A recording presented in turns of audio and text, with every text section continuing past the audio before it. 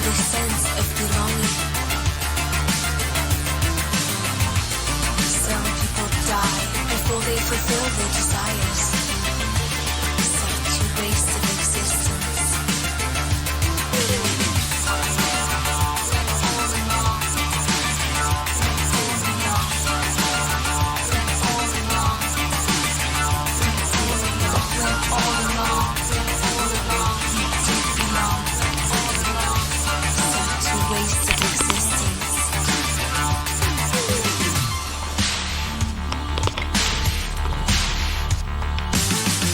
Spend our life searching for the sense of belonging. Some people die before they fulfill their desires. Such a waste of existence.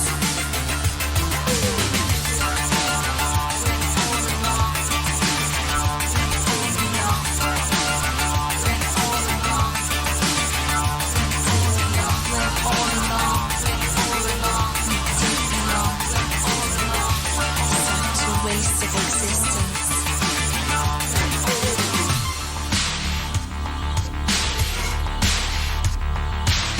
The sun is shining and the anxious earth is rising. Anxious earth is rising.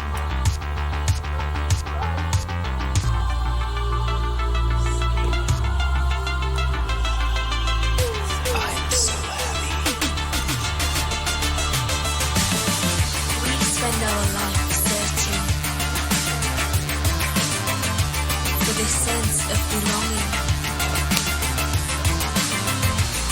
Some people die before they fulfill their desires. Such a waste of existence.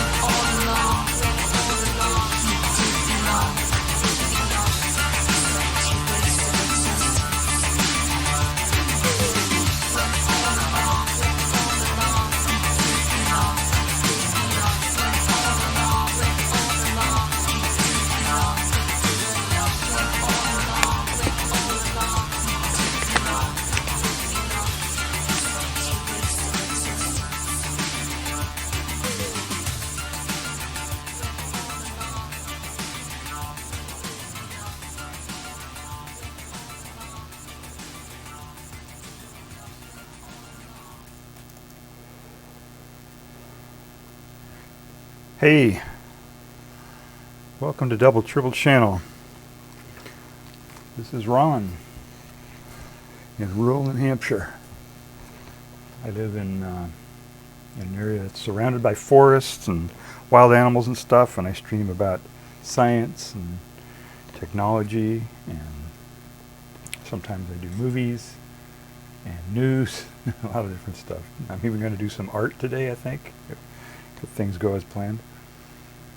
But first thing we're going to do is an experiment, kind of continuing on with the last live experiments that I did. We've been messing around with UV light. Oh, did I lose my? Yeah, we've been messing around with UV light. So I did some experiments with banana. Apparently, banana skin will become tinted if it's exposed to UVC light, which is the shortest wavelength light, the most energetic UV light. That light is blocked out by the atmosphere. It comes from the sun, but the atmosphere blocks it out, so we don't get it normally, and it's damaging if you are exposed to it. So it's good that the atmosphere blocks it out. But they've made these little germicidal lamps and stuff like that. So I was trying to experiment, see if that actually worked, and it kind of did. But the lamp that I have doesn't put out very much power, is what we figured out. So, and so that's a good way to figure out if your lamp is putting out UVC or not. And apparently UVB and UVA does not cause the banana skin to tint. But something I noticed in my own stuff, I I have make vitamin D out of fungi, mushrooms. And you can do that, and there are a bunch of papers out there that have been written up on it, where PhD type guys have done real experiments with it, and it makes vitamin D. So, vitamin D3 that your body can actually use. And basically, it's when your skin makes vitamin D3, right? You guys know that, right? You go out in the sun, which I don't do very often, obviously, and you expose yourself to sunlight. There is a little bit of UVB that gets through the atmosphere. It completely blocks UVA or UVC, and a little bit of the UVB gets through, and most of the UVA gets through. And that just means that the shortest wavelength gets blocked, the middle wavelength, some of it gets through, and the longest wavelength of UV radiation, which is just above the visible part of the spectrum, most of that gets through. And the UVB is what's mostly required to make vitamin D. It converts what's it called, 7-dehydrocholesterol, I think is what it's called. It converts that to some pre-vitamin D, and then your body metabolizes that and turns it into vitamin D. So I think that's how it works. But when you expose your skin to UVA and UVB, it can damage your skin, it can cause cancer, it can do all kinds of bad stuff. So, the idea, I guess, is to try to get, if you wanted to get all your vitamin D from the sun, you would want to try to expose it as little as you could to get the required amount of vitamin D.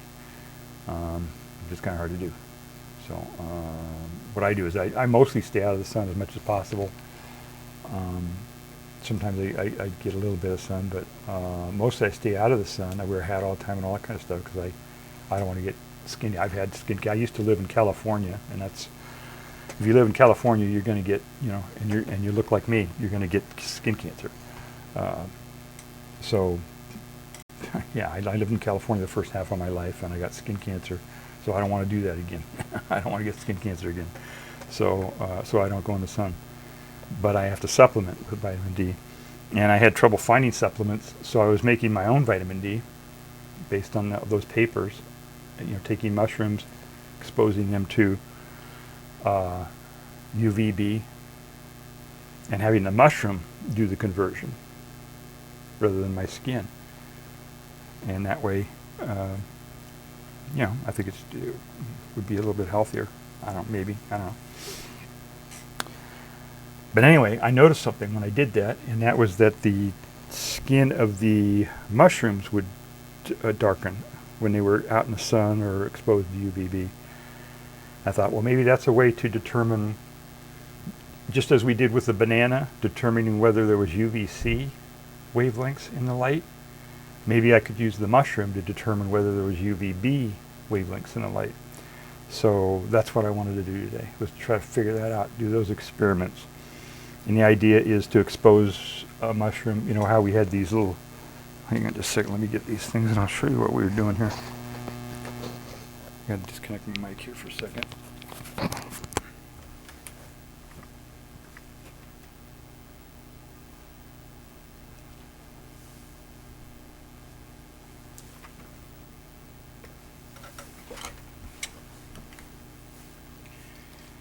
Check and make sure my mic is still working. And apparently it's working. All right. So what I did is I took one of the mushrooms and stuck it out in the sun for a half hour with this little elastic band on it. I got little elastic bands, one for UVA, UVB, UVC, all that, So I stuck it out there for a half hour in the sun. And it looks like it turned brown a little bit. I have to look underneath it and see. But I want to do the same thing with the UVB light that I have. And maybe with the UVA light, I don't know if that's necessary or not. I don't think the UVA light will do it. Will turn it to, will turn them brown. But I guess I could do that too. So let's do that. Let's get that started right now, because that's going to take a half hour, right, to do UVB. So this little elastic band is too small for these mushrooms. I could cut the mushroom, or I could just break this band here. There we go. All right. Put that staple somewhere where I won't step on it. All right, there we go. All right. So I've got three mushrooms here I can experiment around with. One of them maybe I'll just leave out just as a control, you know, because I was thinking, well, maybe the discoloration is due to oxidation or something like that, just having it out in the air or something. So I don't know. And these mushrooms, I just pulled them out of the refrigerator, so they were kind of cold, but I stuck them in a pan and tried to heat them up a little bit, so they're about 20 degrees. This guy here was out in the sun, so it was like over 30 today. All right, so let me, I've got a lamp here.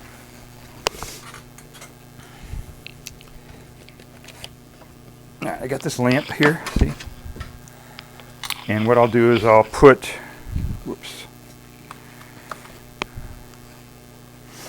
I'll put the UVB bulb in this lamp. Let me show you this UVB bulb I've got.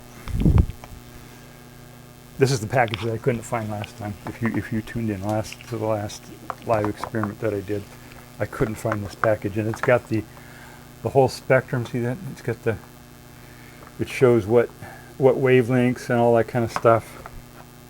So it goes all the way down to looks like about 300, 295 to 300, something like that. Which I read a paper just recently that they did some experiments and they got that tuned in, or dialed in a little bit closer, and they think that it's 294, I think 294, 293 to 295, something like that, is the ideal frequency for converting that 7-dehydrocholesterol into pre-vitamin D. But this is designed for reptiles, but I don't know. Who knows what reptiles need, right? I don't know. Probably the same thing. I don't know if they're making vitamin D. I don't know what else they need these basking lights for. But we know at least that it goes down to about 300, 295, 300, something like that. And there's a good chunk of it between 295 and 340. And then it's got spikes at several other wavelengths. But I think it's the 295 and 300 or whatever is what's gonna be working on the mushrooms here. So I'll put this light in here.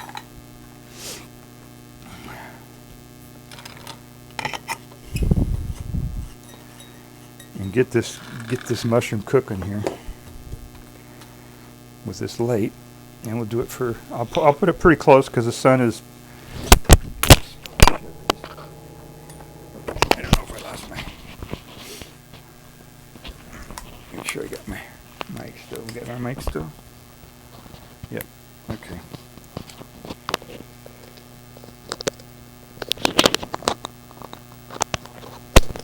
Sorry about this.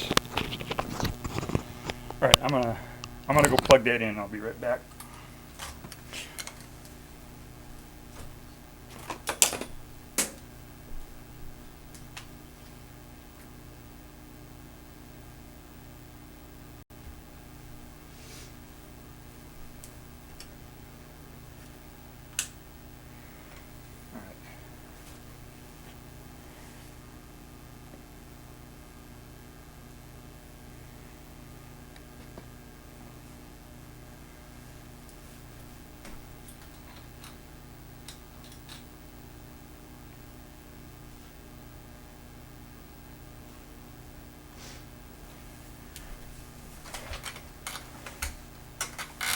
Alright, so let me start the timer for 30 minutes. And we'll let that cook. I don't, that's not bright enough and it's UVB. It's basically what you get from the sun anyway, so I don't really need, and it's behind me, so I don't need eye protection for that one. For the way I have it set up here. But when I was messing around with the UVC, I was worried about that. I needed eye protection. But as it turned out, even my UVC lamp wasn't putting out that much, so it wasn't, I didn't really have to worry about that one either. So we'll do that. We'll do the UVB. And I guess while we're doing that, I can remove this thing here to see what the if the sun did anything to that banana.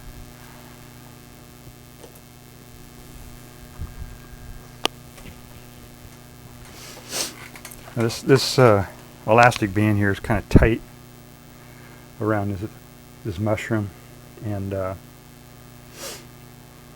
don't want to. I'm afraid if I slide it off, I might mess up the mushroom or something. So I'm going to try to cut it off instead. If I can get my scissors in there.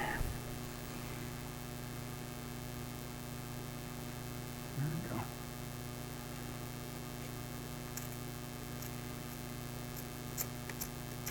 All right. Okay, so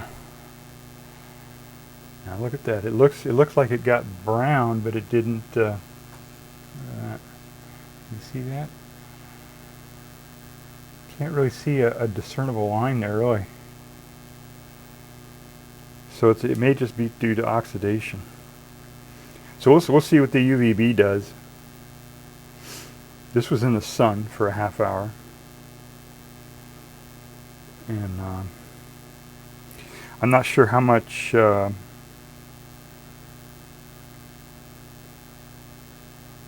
energy of UVB from that lamp at that distance versus the sun and midday sun and all that kind of stuff. Who knows what the levels are on the actual energy that's being put in there at those wavelengths. I might be able to figure it out if I took a couple days of research and calculations and stuff. Maybe I could figure it out. I don't know. I can see a little bit of a stripe here, but it's more. It looks like it's just the impression of the thing on it. It doesn't look like. Maybe there's a little bit of a slight difference. I don't know. Can you see a difference there? Not really, huh? Let me focus this. See if the camera can pick up something that my eyes can't.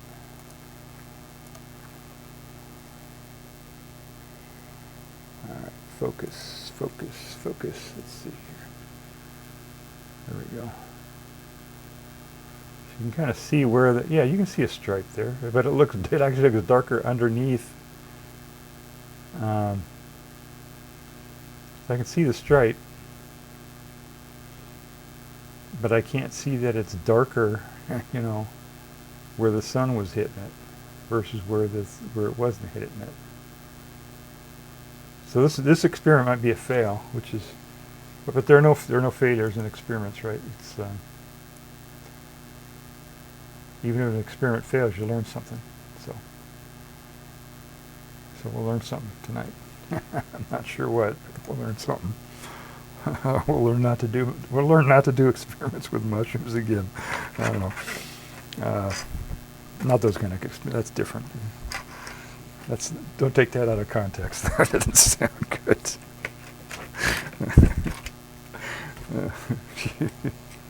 All right, so we'll let that cook. Now I could do my UVA at the same time, but could I do that? I could set that up on another location maybe and do my UVA. But if it doesn't change with UV, with the sun and with this, then there's no use in even trying UVA, because UVA won't do it either, right? probably not.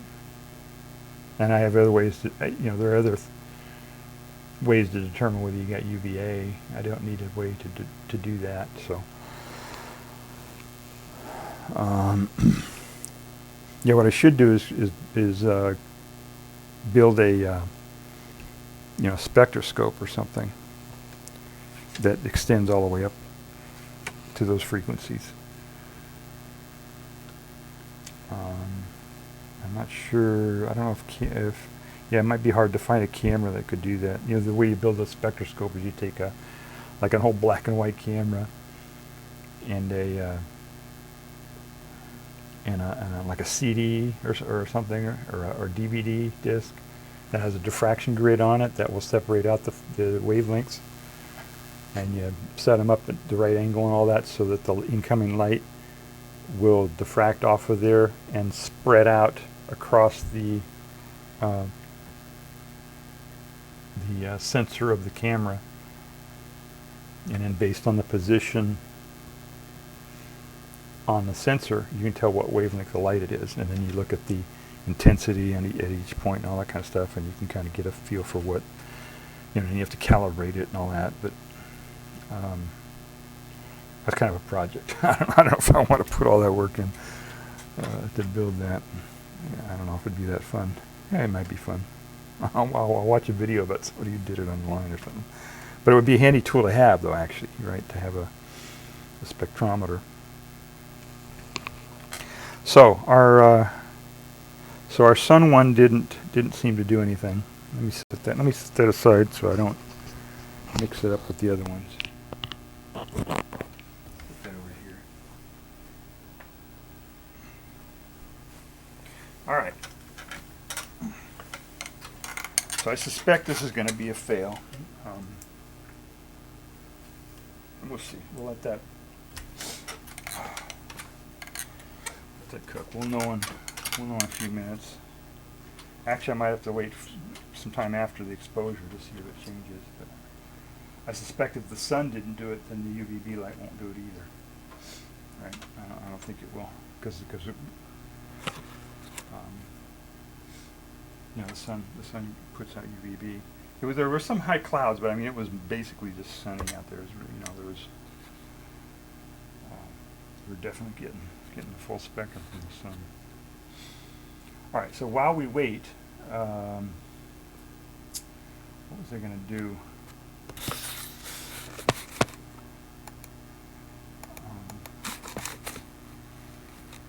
I couldn't find any videos on the banana thing. I mean, I found lots of videos on, where people experimented with exposing bananas to UVC, but I couldn't find any that we could show on Twitch because they didn't, release them, and all that. But the next thing I wanted to talk about, and I guess we can do this while we wait for that to get done, is talk about light and technology and art. A long time ago, I noticed some things. There's a general phenomenon in that when there's new technology that's developed and comes out, it affects society, including the way society does art.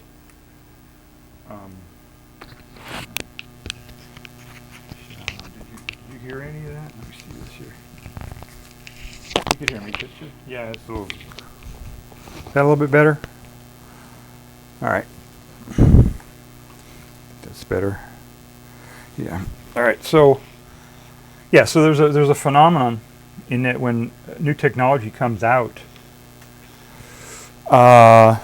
it affects society in all kinds of different ways, and one of the ways that it affects society is art, the way folks do art and stuff like that, and all the new. I mean, you think back, when motion pictures came out and how that affected,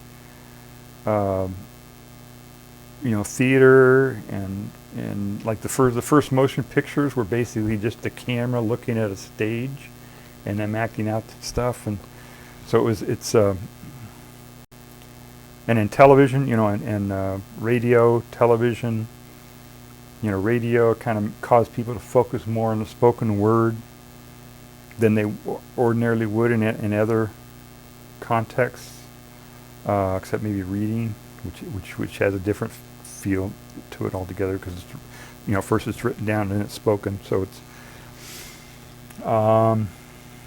but the thing that really stunned me was how photography affected painting. When a new technology comes out, it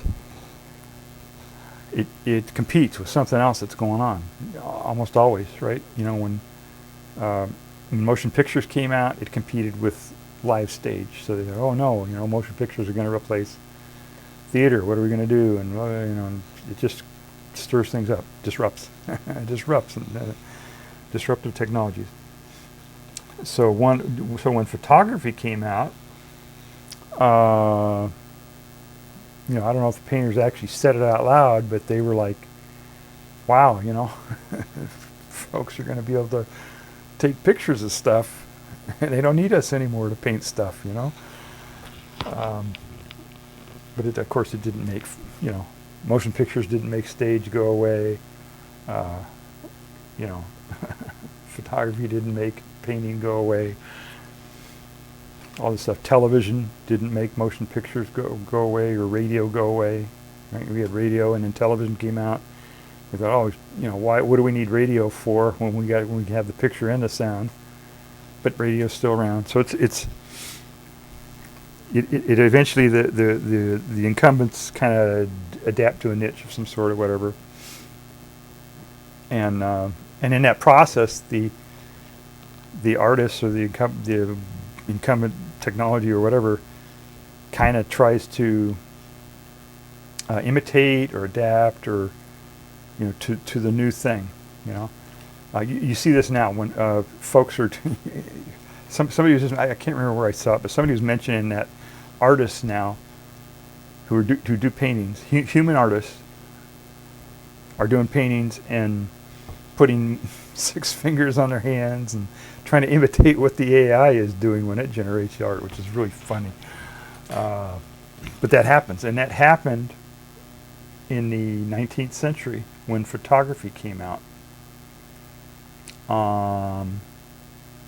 But first, what I'll do is I'll just play this little video here. This is a video from the Khan Academy, and it's Creative Commons, so we should be all right with that. And it talks about this painting that was done by let's see if I can pronounce his name correctly. Georges Seurat. Georges Seurat, I think is how you pronounce it. And this is a painting that I really like. This is one of my favorite paintings. It's an impressionist painting, pointillism they call it, I think. I've got it on the wall over here, a print of it. The original is hanging in Chicago, I think. Or is it Paris? I forget. Chicago, I think. It's a huge, 7 foot by 12 foot or something. It's a big, big painting. But it's called A Sunday Afternoon on the Island of Le Grand Jatte by Seurat. And he was very much into the science of color and images and how the eye worked and all kinds of stuff like that. And so he just, spent years, studying how different colors work. And like when you put 2 colors next to each other, because of the way the retina works, you get cones and rods, right? And the sensors that sense light and dark have a much higher resolution than the sensors that sense color. So if you put 2 colors next to each other, if they take up a small enough amount of the field of vision, then they will look like a different color than the 2 colors individually. Even though you can spatially see this, what it is, the color kind of gets blended together. And anyway, he did a bunch of that stuff trying to figure that out. And, a lot of the theory is not accurate anymore. It was a long time ago. But I think at that time they knew about waves, that light was a wave. So they had some of it figured out. This was done in he began this thing in 1884 and finished it in 1886. So let's listen to what they have to say about it in this video. So I will try to find this video, try to get it onto OBS. There we go. Okay. All right, there it is. Let's see if I got the whole thing here. No, it doesn't look like I got it in there right.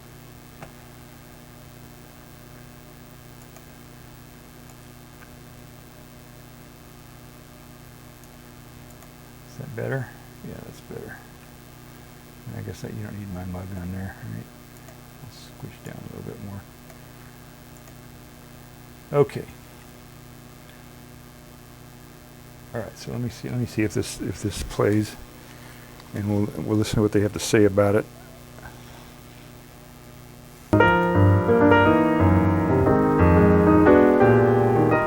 Some say they see poetry in my paintings. I see only science.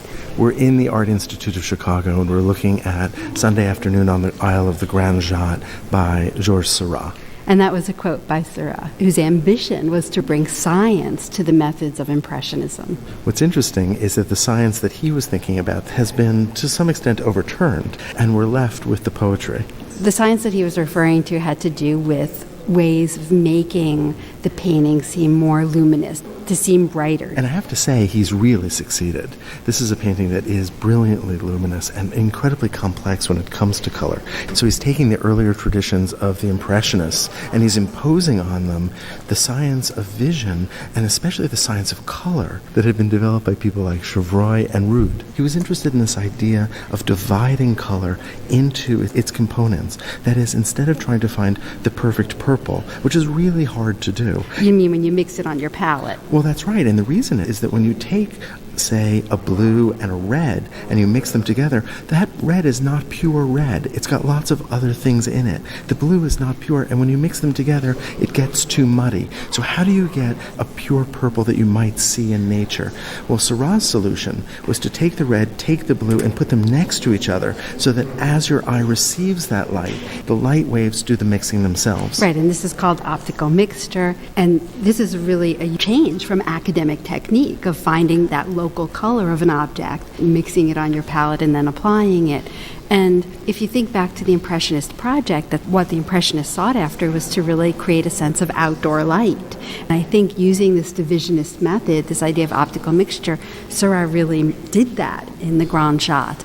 We have a real sense of Parisians outside on a sunny day and the real strong sense of sunlight streaming through the trees. So clearly there is this bridge back to Impressionism, and in fact the artist used the term neo-Impressionism when he described the kind of painting that he was doing. And yet this is also so far away from Impressionism. It's got the leisure of the Impressionist painting, it's got the outside, but this is not a painting that was painted plein air. This is not done directly before these subjects. He did do small sketches. Actually dozens of drawings and oil sketches outside, that's right. But then he goes back to the studio and makes this very composed, very carefully structured painting. In fact, he said that he wanted his figures to have the kind of solemnity that was found in the sculptures of the frieze of the Parthenon. Right, so he's really wanting to bring a sense of timelessness and classicism to the art of Impressionism, and also, as you said, a sense of thoughtfulness, of composing, of not doing something spontaneous. The figures are remarkably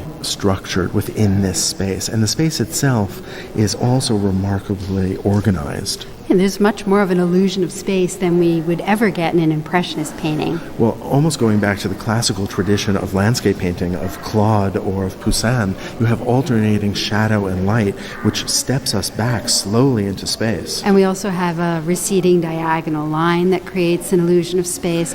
And yet at the same time, this is a painting, because of its technique, that really draws our eye to the surface of the canvas. So there's this really interesting tension that exists between this deep pictorial space and the very obvious, heavily worked surface. Let's go up really close and take a look. So I'm looking at the lower left corner of the painting, and I'm looking at the man who's smoking a pipe, leaning on his back. Take a close look at the way that his body is defined.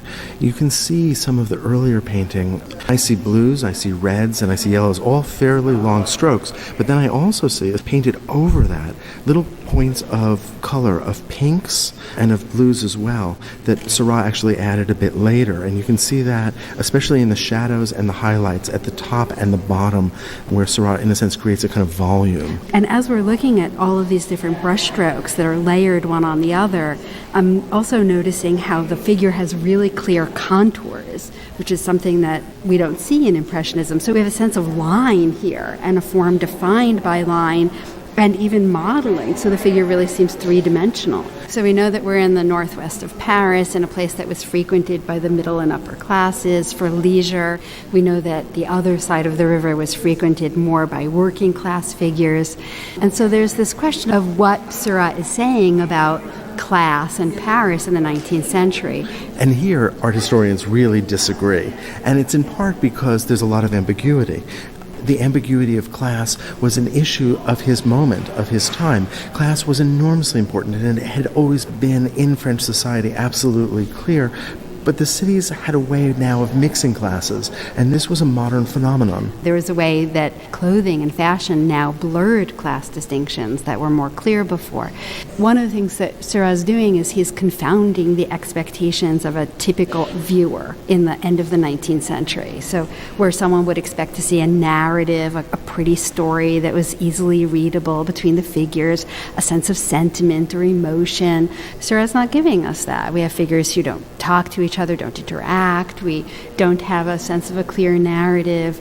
It just doesn't do what 19th century viewers wanted paintings to do. And so this painting was a challenge not only for that typical viewer that you spoke of, but for the art community as well. When this painting was first exhibited in 1886, it caused a real stir, and artists divided into camps, supporting it or detracting from it. Well, it was so different than anything anyone was doing. I mean, it exploded what the most advanced art of the time was. At that point, in 1884 to 1886, the most advanced art was an impressionist technique of open brushwork, open contours, paintings painted on site, outside, en plein air, with a sense of spontaneity, capturing outdoor light.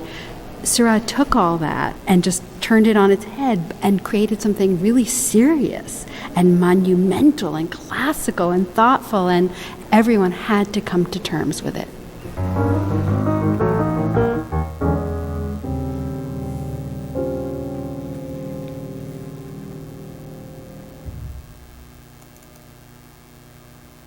Whoops. Oh, did I get...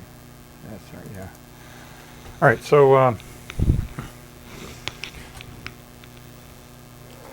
So that was their take on that painting, and they talked a little bit about Impressionism of that time and the transition of Impressionism and stuff like that. And so my thesis is that the invention of the camera and photography significantly influenced what was going on there. I mean, I'm not a I'm not an art critic or historian or anything. I took one art history class about a half a century ago, so I don't know anything about art, but I do know that the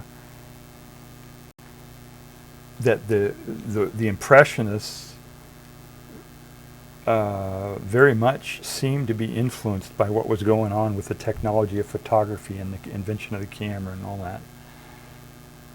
Impressionism itself, I think, may have come about through the invention of the camera and photography. I don't know if anybody's written about this before. I haven't been able to find anybody who's written about it. I'm sure somebody has. If anybody knows, please put in the comments there. I'd like to read about it. But I'll tell you my take on it, just what I've figured out just looking at it myself. So if you look at the Photography, they started it. It really didn't. There were some really early experiments. Well, they had the camera obscura, right? That was going way back into the 18th century. But it really wasn't until the end of the 18th century that they started experimenting with trying to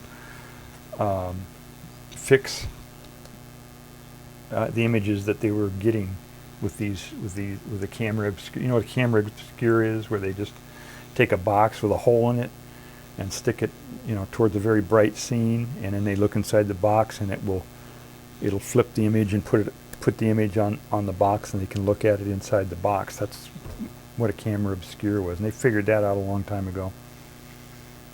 But then it was late 18th century. They started experimenting with that and trying to put material on there that would change color when it's exposed to light, like what we're doing here, right? I'm trying to expose this mushrooms to light to see if they will change color.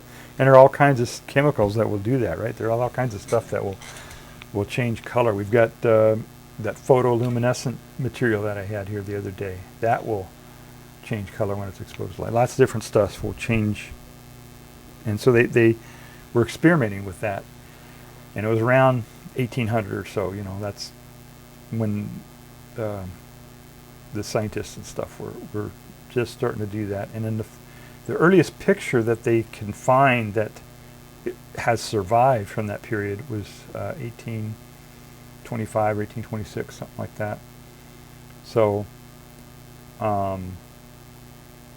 these painters likely didn't see photography until after that time, after the 1820s, and that's about the time that Impressionism came, I think. Let me see. I've got an article here on Impressionism. Let's take a look at that.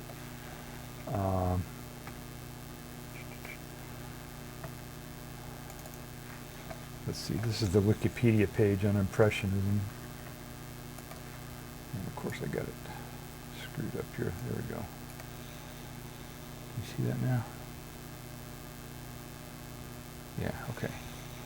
So let's see what it says here. 19th century art movement characterized by a relatively small, thin, yet visible brush strokes, open composition, emphasis on accurate depiction of light. See? Okay. Impressionism originated with a group of Paris-based artists whose independent exhibitions brought them to prominence during the 70s and 80s. I thought it was earlier than that. I thought there were some earlier ones. We'll look. I've got a whole bunch of different samples here of art, and I'll talk about them a little bit, and how I think that photography influenced painting. So here's 176. Yeah, all right, we can do this one, right? This is a Renoir. Take a look at this one. I'll show you this. And I'll explain what I'm talking about here, because I've been talking about this in vague terms here. I'll kind of dial in here a little bit on some of the stuff. Now, when photography first happened, it was still, they took pictures of still life. In fact, one of the first photographs ever taken was like of a street, but it was mostly still life, but there were like people there, and they moved during when the picture was taken, and you could see it was blurred a little bit. And up until let's see, 1840, I think, is when they, in the early 1800s they were doing photography, but then in 1840 they started producing cameras that people could, where it was more widespread. And for sure they knew about it, right? These artists knew about photography by that time, by the 30s or 40s. I think most of them had seen it.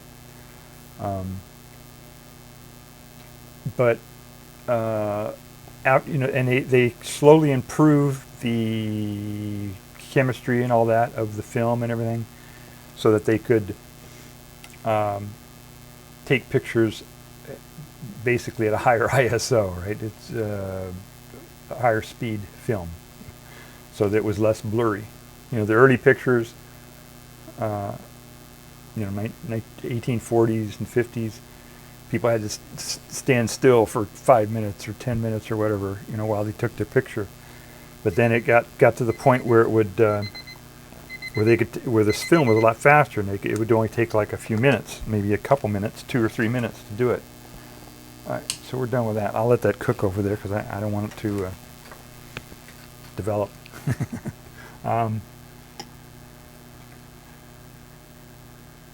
So this one was 1876. So they were probably taking pictures of scenes like this with film, and it was a little blurry, and stuff like that. And, my thesis is that these strokes here, these long strokes and kind of blurry, almost images, is the painters trying to imitate what they were seeing on film. Because I'm sure they understood that what the painter's eye saw was interpreted by them. There was a scene that was a physical thing, and then they were seeing it, and they were making an interpretation of it and putting it on paint, on canvas. But the camera was an instrument that was just doing it, and that was an accurate, probably, more. It is more accurate, or more what is physically happening. Less interpretation involved. So maybe they were seeing that, and they were trying to imitate that. That's what I'm thinking. So these all these long strokes and stuff, and kind of makes it look kind of blurry, like the camera's moving or people were moving and stuff like that. So I think that's part of it. And then the one that we just saw the video on, Serrata's painting, he was into the pixelation, which they would have learned about later on, right? They would look at it with a magnifying glass and see the grain of the film, and so they were trying to imitate that. And color was something that was developed along with black and white, when they were doing film. It wasn't just black and white, and then 50 years later they got color. It was kind of, they were messing around with color throughout the whole process. So I think they were influenced by that. And when you look at these blurry lines, and then the other thing is the cutting off of, abruptly cutting off figures and things, the framing of the thing. When you look at a scene with your eye. Oh, hello! I got a chatter here. This is I'm live on Twitch. If you're watching this on the bot, I'm live on Twitch.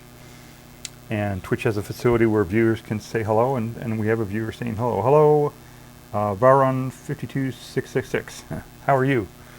We're talking about Impressionism and the invention of the camera and how that influenced it, while at the same time we're doing an experiment exposing mushrooms to light, almost photographically. So that's another aspect of it, is that they're cutting off the frame of the image here. And when you look at something with your eye and you paint it, and I'll show you some examples here of the older paintings before the camera was invented, you look at the subject, When you look at something, you say, oh, there's the subject, your brain, your eyes and everything focus on that thing, and you're not cutting off, you're not cutting things off midway, you're looking at the whole scene. So this was something new that they had not seen before the camera was invented. Maybe in the camera obscure, maybe they saw it, but in terms of fixed photography that competed with paintings, they thought it was doing that, so they imitated that. So let me, I got a bunch of examples here. Let me just go through these examples. So there's a Renoir. Okay, there's the one we were just talking about, and it's got the pixelation, right, which you would see, like the grain of a photograph, something like that. And he was doing all kinds of other stuff like that. But he had a little bit of that frame cut off here. There's somebody's dress or something, I don't know, on the side here. I don't know what's going on there. And this guy, his leg is abruptly cut off, and I don't know, that boat's completely in there. But some of these photographs are. Oh, here's a list of 100 different photographs that I used as kind of source. To look at paintings, throughout time, throughout the last few hundred years, to see how they changed when the camera was invented. So here's one that was before the camera. This is 1815. They were starting to do photography, but most likely this guy didn't know about, had never seen a photograph before. And so this is his painting, right? And it's, everything is all framed properly, and it's not blurry, it doesn't have any of the effects that you would see from early photographs. And the subjects here are kind of they're all in frame just about. The only thing that's kind of cut off here is this building. So let me see if I got another one here. Here's another one. This is same thing. See, the subjects are all within. Now this does have a little bit of the I don't know what it's called. I'm not an art critic, so I don't know what that's called. But it has a little bit of that blurriness to it on this one. Let's see when this was. Maybe that was the mid 17th century. It's called the name of the painting is Mercury and Argus, which is interesting. Argus is it has to do with images and stuff too, so it's kind of interesting.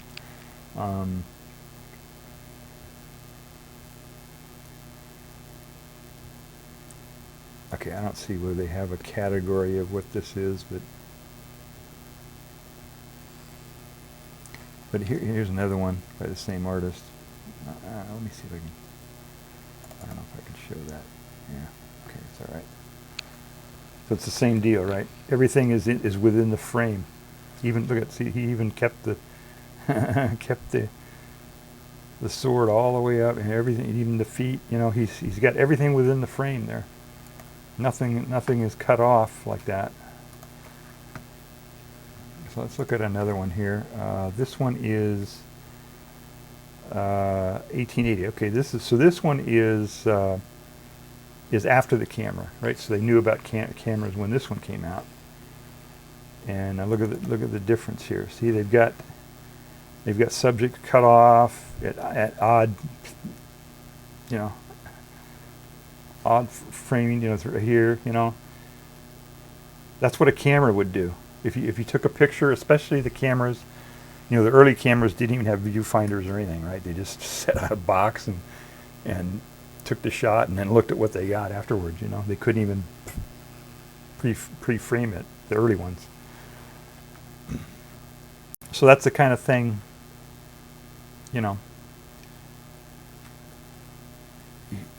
this is kind of like what a camera would see.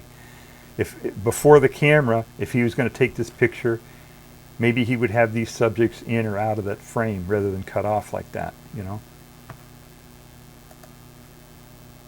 And he has those brush strokes, which was in that other one. And this is let's see when this was. This was 1880. So 1880 finished in 1891. So they had pretty good photography by then, the science, and you can see that it's pretty. It's not like the early impressionists with the blurriness. It's a good picture. It's a good photograph, right? That's what I think they were trying to imitate. Okay, here's Renoir again. Same thing, right? Now this one he's kind of got framed in. Oh, let me look at the date here so we can get that dialed in. 81. All right. But he's got this somebody over here cut off. There's a hand that's just coming from nowhere, and that's more or less framed in. But it still has that blurriness, that effect that you would get from a camera if people were moving a little bit, stuff like that. Let's see what else we got here. Okay, this is an early one. This is the 1700s, 33 to 34. This is a huge painting, or not that huge, 61. So maybe 5 by 7 feet, pretty big. Adoration of the Golden Calf. So this is right before the before they got smacked down. Let's see. So, but it's the same. It's, you know, pretty much everybody is within the frame here again, and it's not. The people who are moving are not blurry, you know, and it doesn't look like a photograph. It looks more like a painting. You know what I'm saying? Let's see if we got another one here. Okay, now this is the one that was at the end of the 19th century, almost into the 20th century. So again, the photography would be, you know, well known and pretty good images taken. And so you look at this, and it is. See, it's very the nice sharp images, but it's framed. See, there's a subject that got cut off here from the framing, you know. And in this end, you know, these trees are kind of haphazardly chopped off right here. If this was before the camera was invented, most likely the artist would look at that and see these trees and either put them in or out of the frame. You know, they wouldn't just chop them off like that, real weird. You know. Let's look at another one here. There are some exceptions, of course. Okay, so this is a really early one. This is the mid 15th century. Yeah, this is pretty big picture here, pretty big painting. Whoops. All right. Am I cutting this off? Yeah, I'm cutting this off. Sorry about that.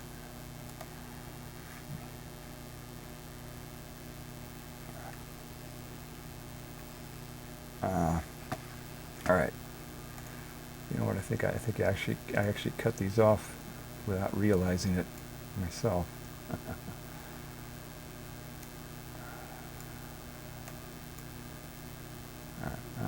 All right. So this one is. There we go. That's the full thing. And again, everybody is in frame. You know. The feet, everything is. There's nothing is cut off by the frame at all, and things that are moving are not blurry. You know. Let me go back again. Let me go through these again real quick. Okay, so we saw that one. That one, and this is the one where it was a little bit blurry. Yeah, this is the one I was talking about.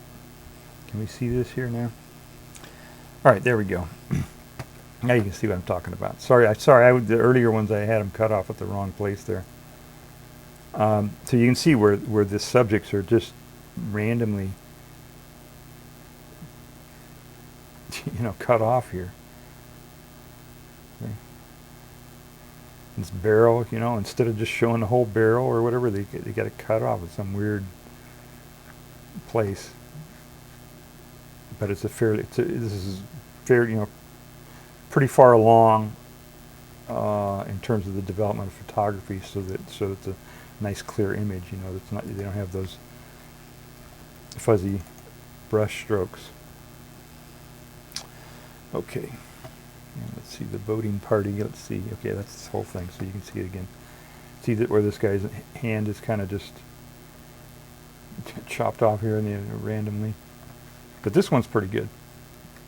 So he, you know, he didn't go to the extreme on cutting. It was more or less well framed, but it still had that grainy, blurry motion effect to it. In this one, right?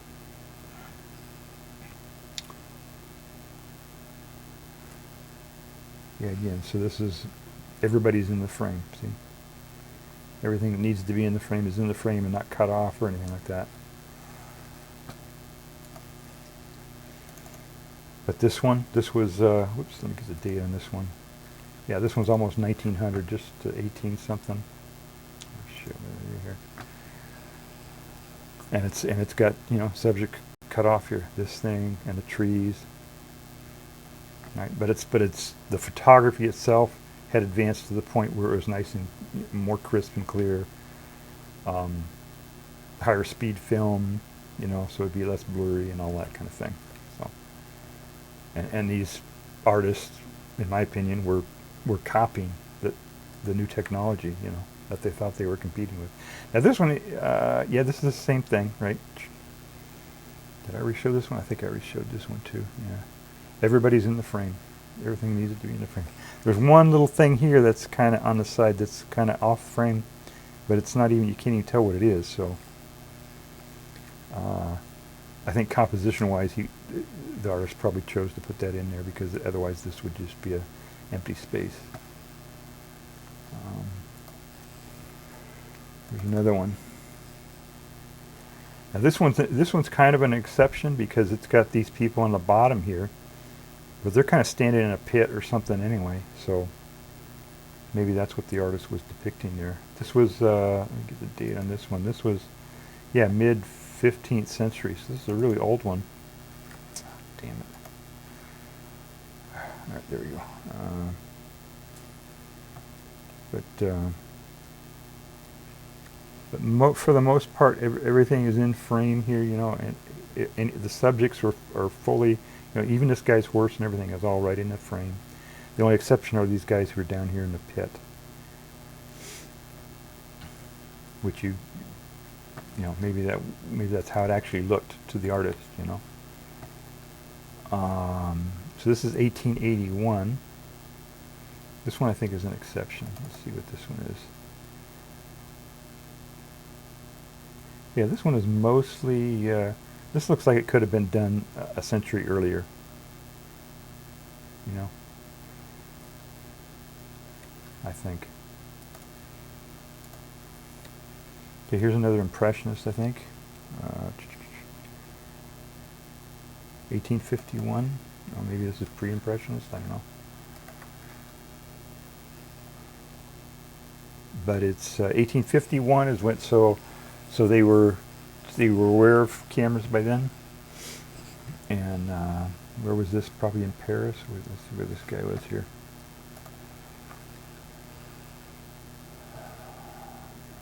England. Okay. So yeah, this guy for sure would have seen a photograph before. But he got everybody in frame, but it's got that,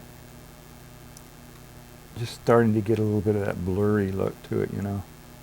It's pretty good though. So this one's kind of an exception to that rule, you know. Let's see this one. Okay, I can't show this one full screen because it's got a dick pic in it, so I can't show that. But it's basically it's just before cameras were starting to come out. So this artist probably had never seen a photograph before. This is a huge painting. It's 16 feet by 23.5 feet. Huge painting. But pretty much everything is in frame, and you know, it basically looks like stuff that had been done, you know, for 100 years before. But then after the camera came out and photographs started coming, then you notice that difference. This guy right here is kind of halfway out of the frame. It looks like maybe they made exceptions to subjects that were out of frame at the bottom of the image. Like we had another one that was was an exception. Remember the crucifixion one where they had subjects that were down in that pit below. So that maybe was a little exception that they had. All right, what is this one now? This is 1586, so mid 16th century. So this is well before the camera. I don't know. Yeah, I think I can show this one. So it's everybody is in, just everybody is pretty much in frame here. They have these two guys on the ends here who are maybe a little bit out of frame, but their entire head is in the frame, so they're They look like they may have been afterthoughts anyway in this thing, kind of, the artist may have put them in later. But it's pretty much everything is within frame, even up here, all the subjects. Here's a group of people, they're all within the frame. Nobody is cut off like a camera would do. And it doesn't have that, the long brush strokes and all that look like the, a blurriness that a camera would make. Let's see, this one is again 1700s. Okay, this has got a nip slip in it, so I can't show you that one, but it's the same idea. Everybody is within frame. It does have a little bit of that, the fuzzy brush stroke to it, though. Let's see here. This one, okay, this was 1789. This was before cameras, so this was late 19th century or late 18th century.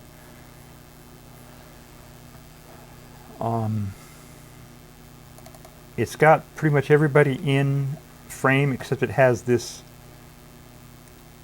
the body that they're bringing in here is cut off, but it's cut off by something that is part of the subject. You know what I'm saying? They're coming in through a doorway. This is the doorway. It's not cut off by the frame of the canvas or the frame of the painting of the image. It's cut off by something that is part of the scene that the guy's painting. So I don't think that counts. It basically it's the same deal. It doesn't look like a photograph.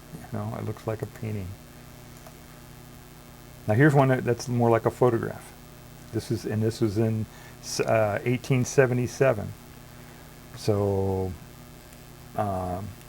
they had pretty good cameras by then. I mean, enough that they could take a picture and expose it in just a minute, a couple minutes maybe or something, and get an image. And also, this one is kind of interesting that, Jesus, why is this doing this, man? All right. So again, see, this guy's cut off here at some weird spot here. They cut off this frame. These guys made it in.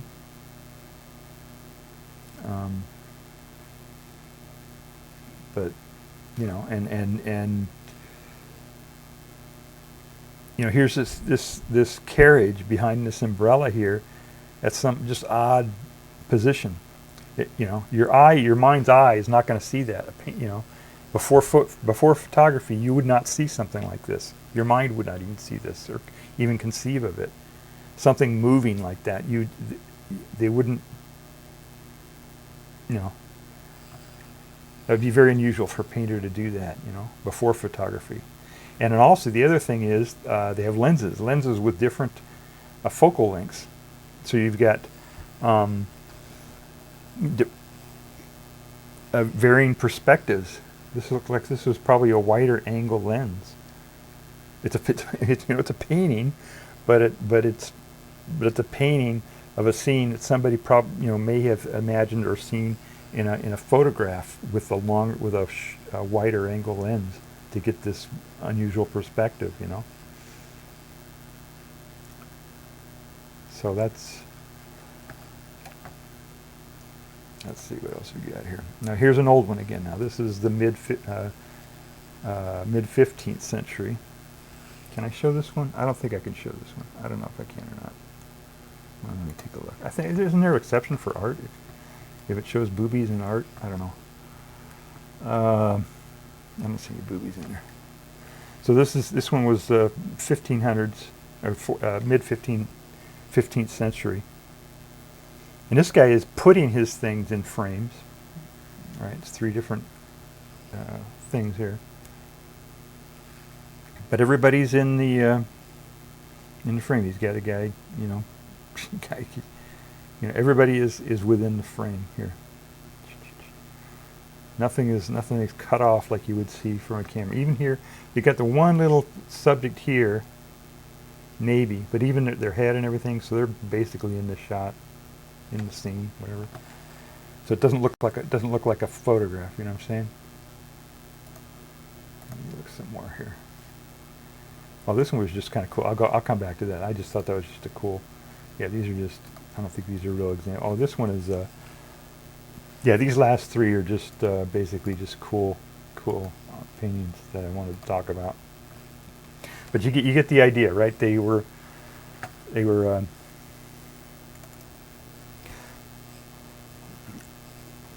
the technology influenced the artists, you know. So I'm sure somebody's written about this. I really would like to read if somebody knows. I can't find anything on it. You know, I read the articles on impressionism and cameras and everything else, and I can't find anybody who talks about this. But I'm sure it's something that's so obvious. I'm sure somebody has talked about it. You know. But that's just, I just thought that was just kind of it's an interesting concept that when new technology comes out and it affects art, you know, affects society generally, but the way that it affects art is kind of interesting.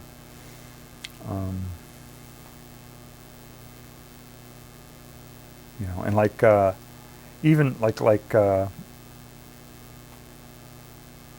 if you look at like films, even techniques in film and stuff like that. You know, I remember I was saying that the earlier films were just, they take a camera and stick it on a tripod in front of a stage, and the actors would act out, and they just let the camera run, and then somebody figured out, oh, we can do close-ups, you know. So they did close-ups, and that was something, you know, that was affected by technology. You know, they had lenses that could do close-ups, and then they could get cameras that were light enough that they could move them around, you know, and do motion shots and handheld shots. And you had that whole period of, you know, and zoom lenses. That was another thing when you know, they invented the zoom lens. Let me see when they invented the zoom lens. The 70s, 60s and 70s is when they really were using the zoom lens a lot in film. Let me see when that, if they see if they say when the zoom lens was invented. Zoom, no, they don't have that. Let me see if I can find that here.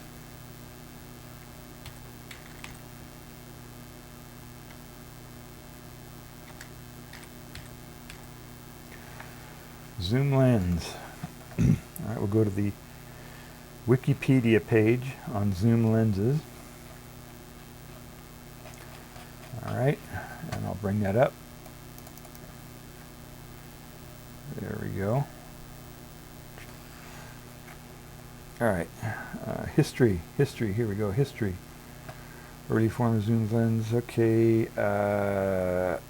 Okay, so somebody wrote a paper about the possibility of a zoom lens, I guess, in 1834. Let's see when they actually came out. It's the first true zoom lens which retained near sharp focus while the effective focal length of the lens assembly was patented in 1902. Early use of the zoom lens in cinema can be seen in the opening shot of the movie It in 27. That's interesting, okay. Most impressive early TV zoom lens was in 53.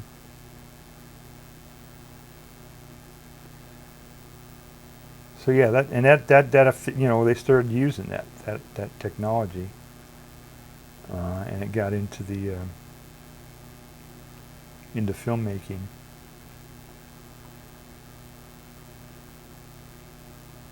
You know, it was something that they probably used in stills, and then they started using it in film. It's a little bit different than what I was talking about, having a new technology affect the incumbent technology. But it's kind of the same thing. But yeah, that's when, I don't know, when you first started seeing it in film, you know, in movies, actual movies.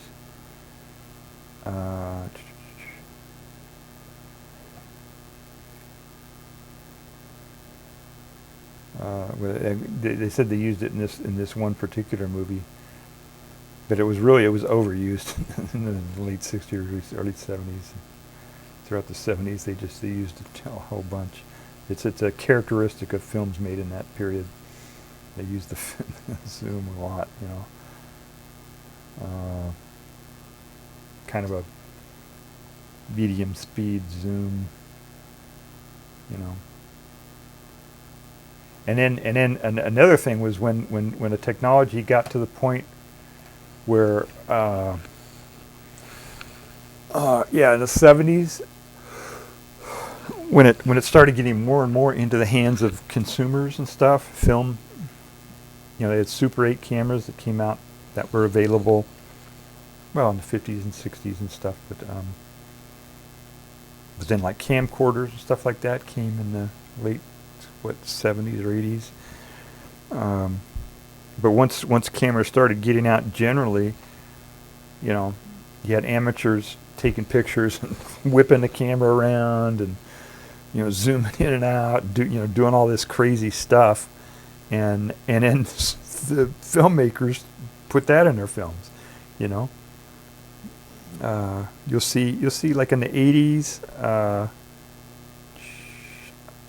in order to get like, who did that a lot? Oh, Battlestar Galactica on SciFi, right? So that's my examples or SciFi.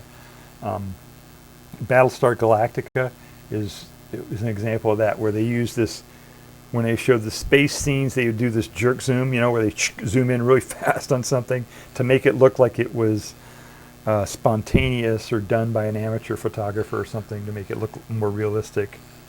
So you see that. Hi, Big Ducky Snow. I'm streaming live on Twitch right now, in case you're watching on the VOD. And on Twitch, they have a facility where viewers can chat and type in messages to me. And Stephen, Big Ducky Snow, is a friend of the channel here, and he says, hugs for the dub. Yeah, this is Double Tribble channel. Just popping in to drop some warm vibes before beginning my evening Bible reading. Defo checking out the VOD on YouTube later. Great. Yeah, thank you for doing that, Stephen. Yeah, this is kind of an unusual stream for me. I started out with the experiment, talking about that, and then to fill in time, I'm talking about painting, actually, and how technology affected the way that painters painted paintings. And technology generally affects society and affects art and things like that. So that's kind of what I'm talking about in this one. But I also exposed some mushrooms to light. Tried to take it kind of almost like doing photographs on mushrooms. But I don't think that experiment is going to actually work. But I tried it anyway. And I haven't seen you around. I haven't seen you streaming or anything. I hope everything's going okay with you. Peace, love, and light to you, friend. I will try coming back before you end, but we'll also drop some emotes to let you and Twitch know that I'm still here. Great. Well, thank you for lurking, Stephen. I hope everything's going well with you. Haven't seen you stream and stuff lately. Heard about your trip to Montreal and all the fun that you had there, but I haven't seen. Oh, and then you started streaming car racing. I guess that's what I remember. Yeah, you started streaming games for the first time, so that's kind of cool. Yeah, shout out to Big Ducky Snow on Twitch. Everybody get over there and give him a follow. Yeah, I'd like to see you out there streaming some more, Steven. Hope you can do that.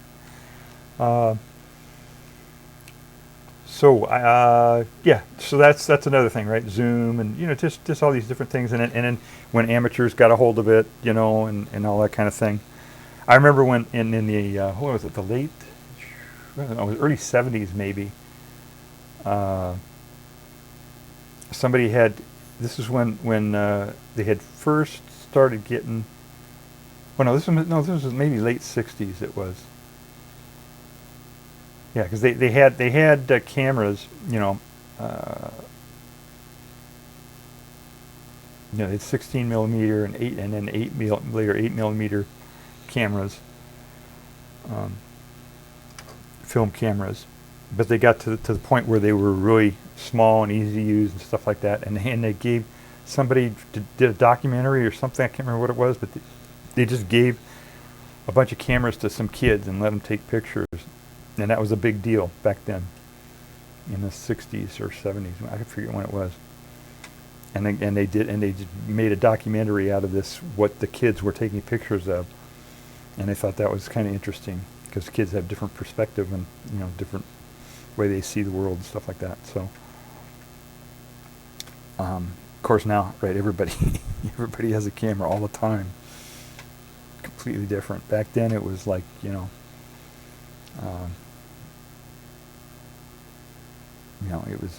was unusual to have kids taking pictures with a film camera. But so that was something that they did, and it was just as the technology changes, it affects art. It affects the way things work like that. So let's take a look at our mushroom, see what's going on here. Make sure I've got my. Yeah. All right. So we exposed this guy to a half hour of UVB light. This is the mushroom, UVB, and I don't see any difference at all here, unfortunately. Let me get this autofocus here, and we can see. You see anything there? Oh, there is a little bit of a line there. Maybe. Yeah, there's a little bit of something. No, that's just a bruise. Maybe, I don't know. So I don't really think it really did anything.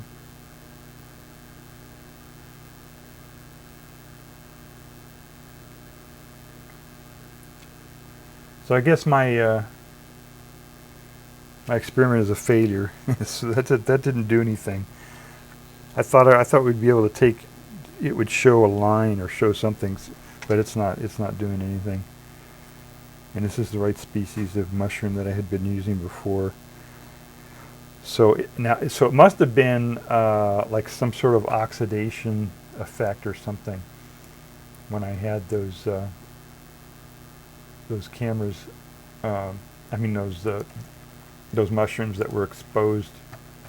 I sliced them up and then exposed them, and then they seemed to get a little bit darker. It must have been just oxidation or something from being sliced, and then exposed to the air or something. Although that's something I could do. I could try slicing these and exposing them to light, but I don't think it's gonna do anything different. So the experiment was a failure in terms of not proving the hypothesis. But so what we learned was that at least in this case, the exposure to UVB appears to not be visible, make any visible changes to the mushrooms. But we do know from other people who have done experiments that the UVB will create vitamin D in the mushrooms. So it does cause chemical changes, but not visible, at least in our experiments. So that was something we learned. We learned something from our experiments.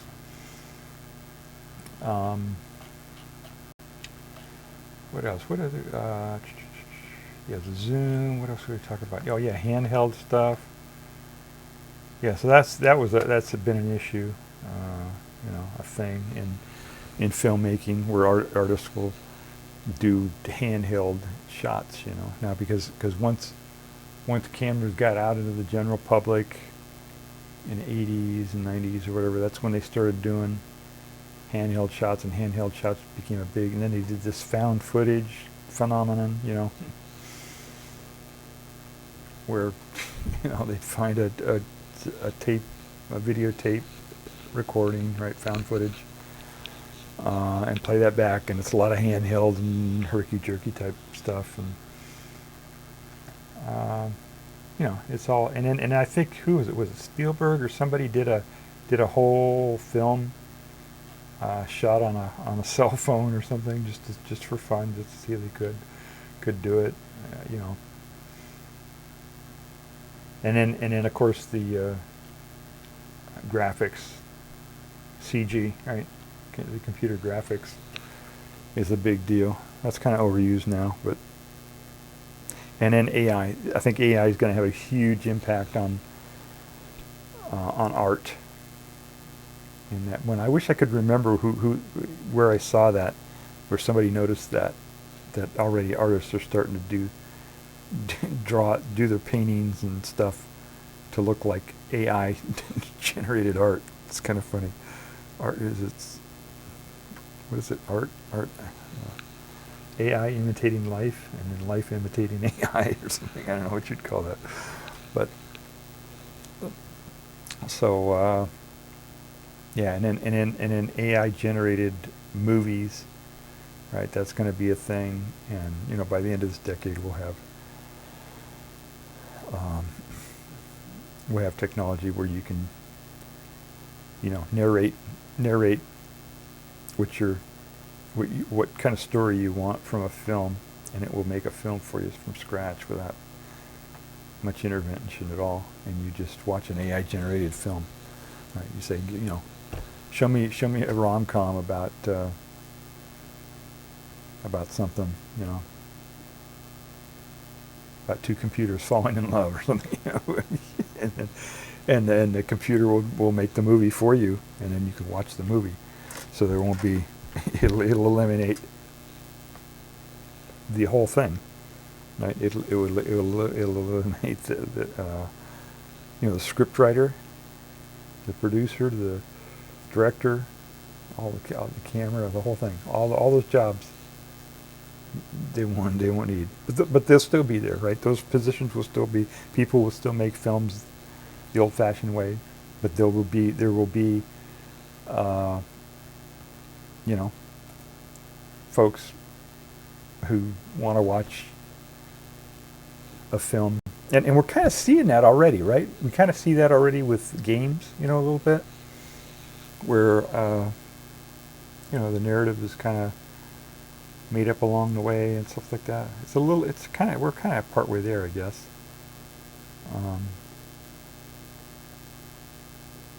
So yeah, I think pretty soon it'll just be, you may not even need.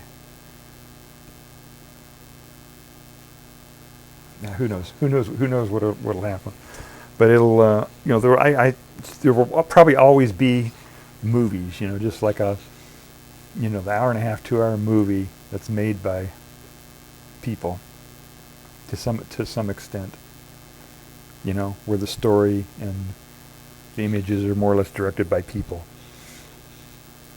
But you also have movies that are made by AI. And maybe even, the AI could tell what kind of mood you are in just by looking at you, and reading your body language and everything. And you say, okay, show me a movie that'll make me happier or will reflect my mood, and the computer will read your mood, figure it out, generate a narrative and a film and everything based on that'll, change your mood or enhance your mood or reflect your mood or whatever. Yeah, it's going to be a brave new world, that's for sure. So that's the kind of stuff we're going to be seeing here coming up. If society can absorb it, I don't know. We'll see if society can absorb that. That's quite a bit of change for folks to absorb. Well, we kind of do it a little bit, but the fact that it's somewhat threatening to the incumbency, which is what we were just talking about, right? Photography, right? That's the painter said, "Oh no, they won't need us to paint anymore because all they got to do is take a picture and blah blah blah," and it'll be the same thing, You'll be able to just tell the computer to show you a movie, make up a movie and show it to me, So does that replace the whole movie industry? Probably not. There'll probably still be people who make movies, humans that make movies, but it'll be new. And then the humans will probably, once the AI does that, the humans will probably imitate what the style or whatever the AI is doing, in their films to some extent. It's kind of interesting. Yeah, we still have AM radio, believe it or not. That's still out there, I think. Right? Aren't there are AM radio stations out there still? So the old technology never really gets entirely replaced. We still have stage productions. We still have, you know, all the stuff. I don't know. I don't know if I can think of anything in terms of art. I can't think of. Well, we don't have. Yeah, we still have people who still do stuff in film, but that's really a narrow niche now. Not a lot of people who are making stuff using film. They're all using video now, you know, digital. What else? Trying to think of something that was completely replaced. I mean, artistic-wise, of course, you know, horseless carriage, right? We don't have, you know, cars replace carriages and horses and stuff like that. But I mean, in terms of art, you know, we still have people who paint on canvas. We still have people who do film. We still have sculpture. We got 3D printers that can print art. You know, make up stuff. So we got AI, and I'm sure I haven't seen it, but I'm sure they've linked up AI with 3D printers to produce AI generated sculptures, right? Have they done that yet? I'm sure they've done that, right? I haven't seen it, but I'm sure they've done it. But there's still people who do sculpture. There's still people who do paintings, and you know. So that's kind of interesting.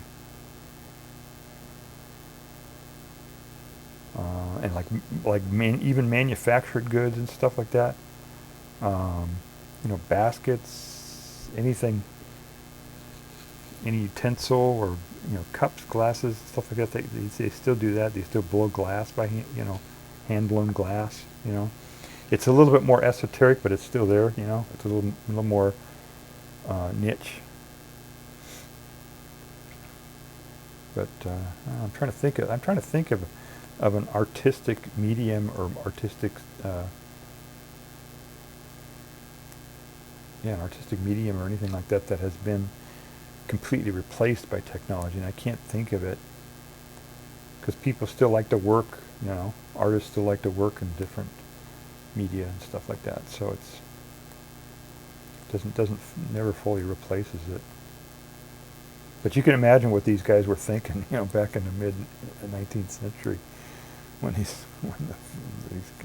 they were taking photographs and stuff and seeing, you know, especially as I don't know, I haven't read anything out of it, but I can just imagine what was written about that. Oh, this will never replace painters, you know.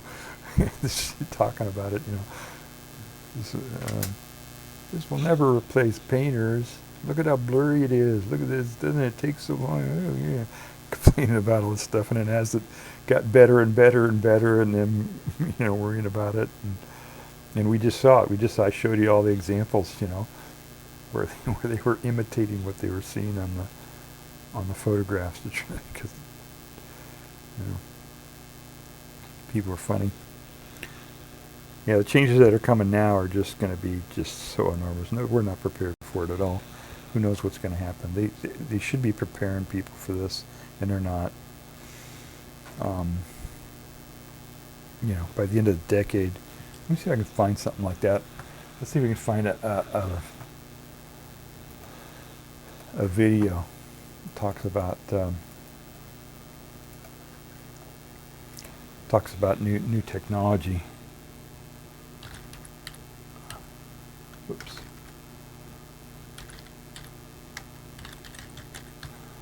All right. Let's see what I can find here. See if there's something we can watch just to give you a feel for what I'm talking about here. Oh, here we go. All right. All right, I gotta watch this film, this video myself to make sure it's Twitch safe, and then I'll show it to you.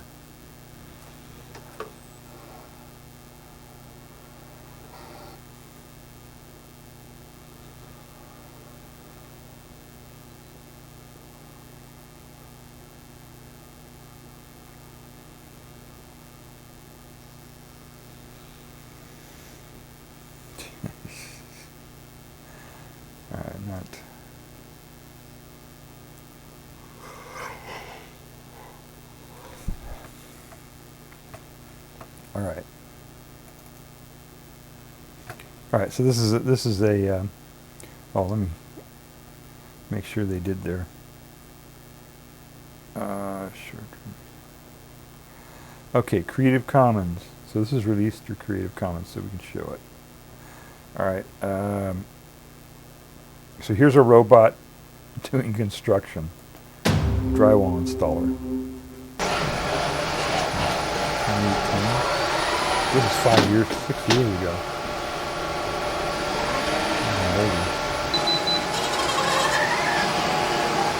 We've come a long way in the last 5, 6 years, that's for sure.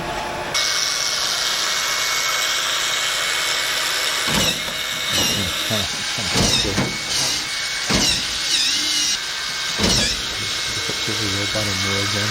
I don't know if it's a good idea to give a robot a nail gun. Doesn't seem like a good idea to me. I don't know. All right, let's see what else I got here. Got something a little bit more recent. Okay, will AI completely replace all workers? Okay, here's the guy. Oh, this is a short. All right, let me see what this is. I don't know. It's going to be something stupid, I think.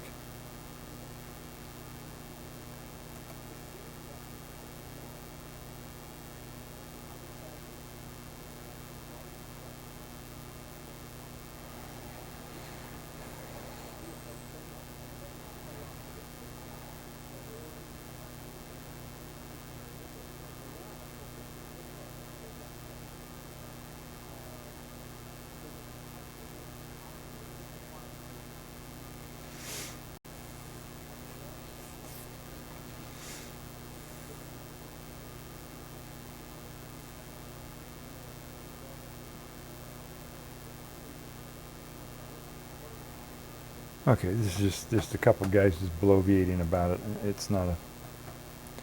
Okay, let me see if I can find something something better that shows robots doing... Let's see, robot serves tea. Robot that serves tea? Okay. Alright, let's watch that. Oh, this is... Okay, this is Modi. I don't know if I want to... Alright, we'll show him. Doesn't matter. Alright, so I got to pre-screen this video before we show it to you guys. Just to make sure it's Twitch safe. I'm sure it is.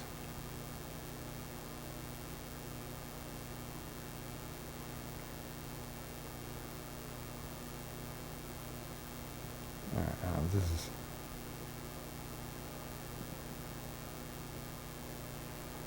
Alright, this is some video out of India, I guess. So let me show you that.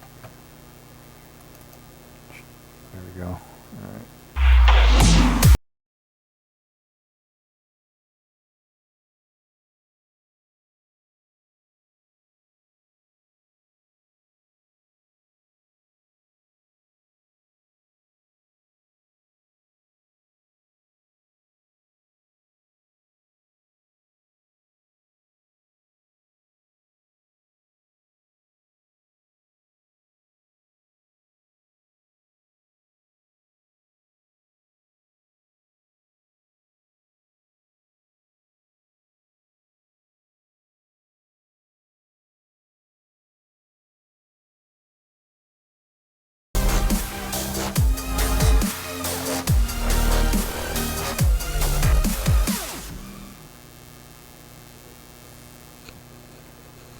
Okay.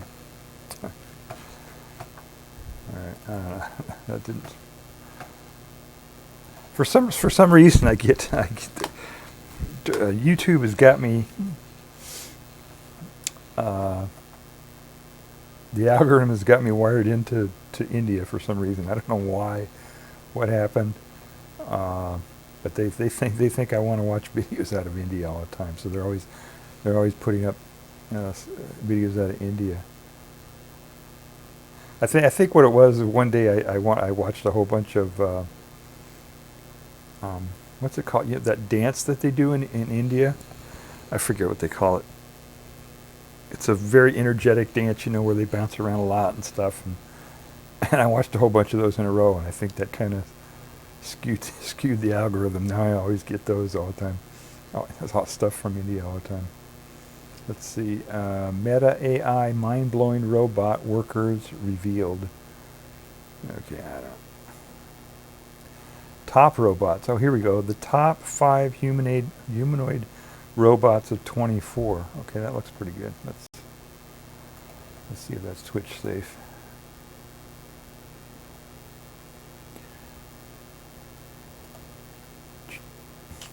It's kind of a bummer that I have to pre-screen all these things.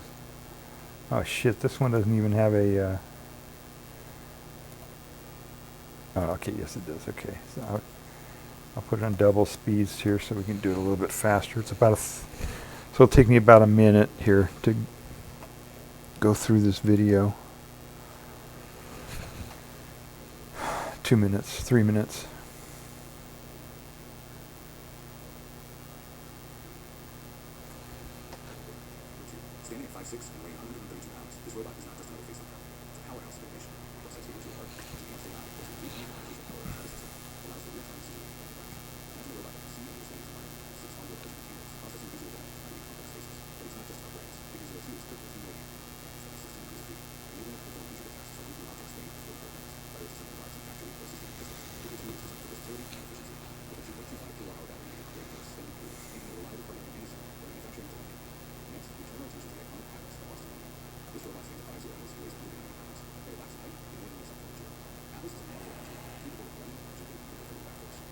it's a glimpse into the future of robotic. With satellite stereo vision, Atlas can navigate through dynamic environments with obstacles with grace and precision. Imagine a robot that can traverse rough terrain, climb stairs, and adapt to its surroundings in real time. Atlas is designed for tasks that require advanced mobility. Okay, so it's showing a bunch of humanoid robots, the more recent ones. That other one that we saw was like 6 years old or something. The drywall robot, right? That was about 6 years ago. These are more, they're showing more of the newer ones, the ones that are more anthropomorphic and, you know, controlled through neural nets and stuff and AI and stuff like that. So it's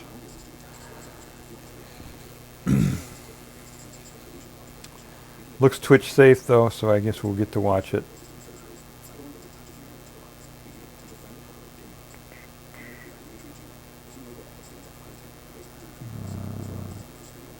Oh shit! They're showing somebody kicking the robot.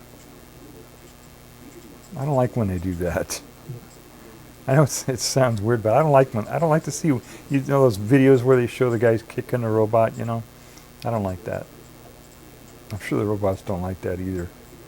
Well, if they have any preference, then they probably don't like that.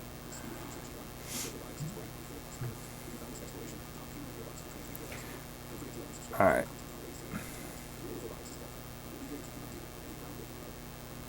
All right. All right. This looks like something that we can show. So there we go. All right. So this is the video that's showing the more current robots, the ones that are more human-like. And this is released under Creative Commons, so we can watch it.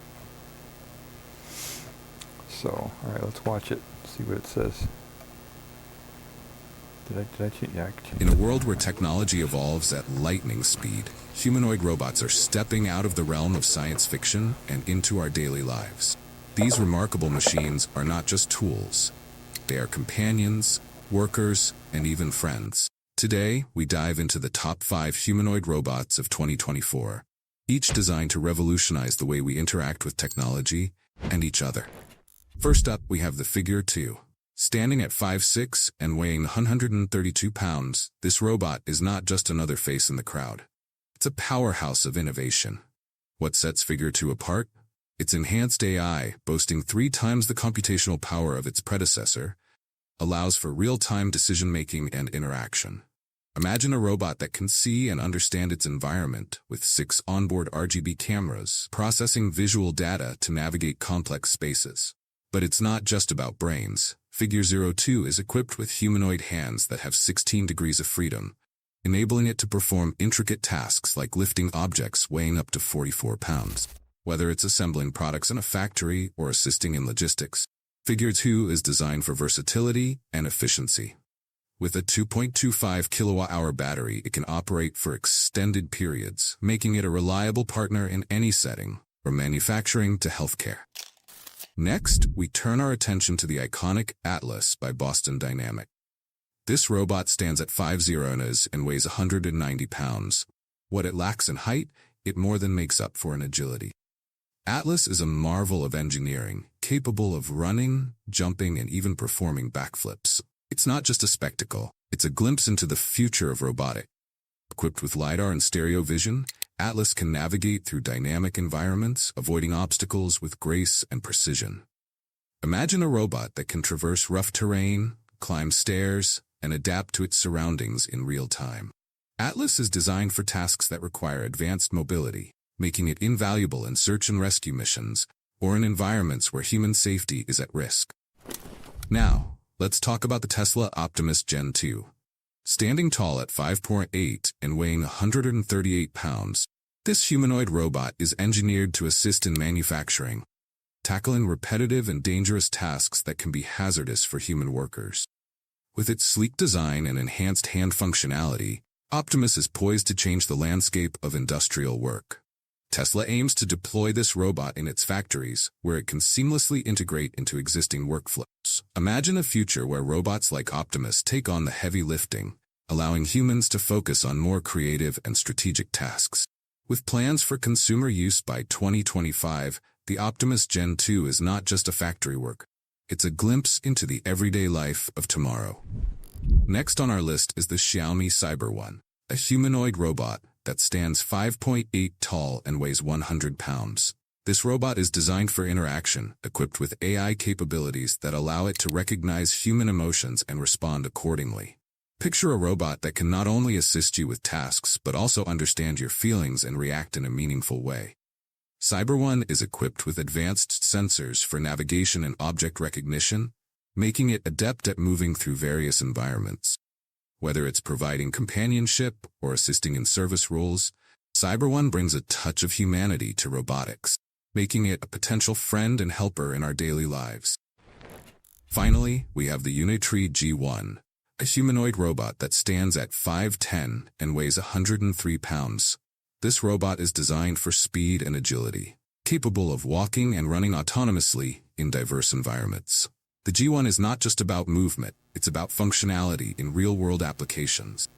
Unitree G1 is focused on security and inspections, making it a valuable asset in monitoring and maintaining safety in various settings. With plans for future enhancements in dexterity, the G1 is set to become an even more versatile tool for industries that require both mobility and precision. As we explore these incredible humanoid robots, it's clear that each one brings unique capabilities to the table. From the advanced AI of Figure 02 to the agility of Atlas, the industrial potential of Tesla Optimus Gen 2, the emotional intelligence of Xiaomi Cyber 1, and the speed of Unitree G1, the future of robotics is bright and full of possibilities. If you found this exploration of the top humanoid robots for 2024 fascinating, don't forget to like and subscribe for more content on the latest in AI and technology. The world of robotics is evolving, and we'll be here to keep you updated on every groundbreaking development.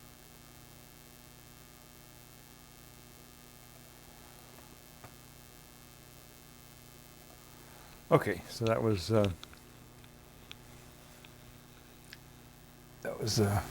what was the name of that channel? 4ID?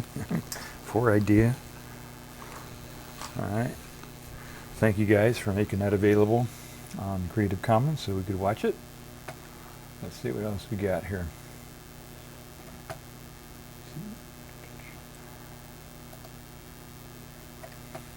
So those were the newer ones. I want to find that one where they show the robot stacking boxes. Maybe I can type that into the search here.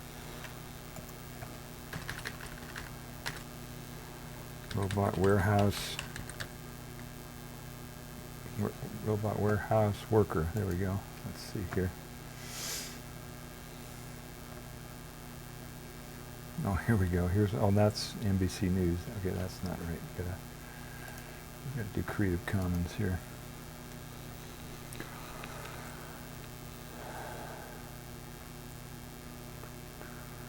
Okay, it's 11 minutes. Don't want to watch 11 minutes. I don't think that's too long.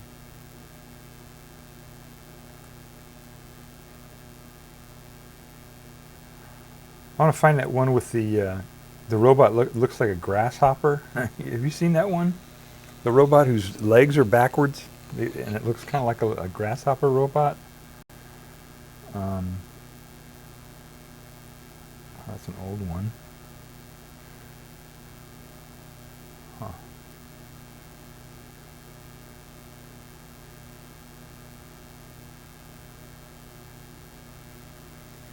Yeah, I wish I knew who that was. Anyway, yeah, that's not showing me what I want to see here.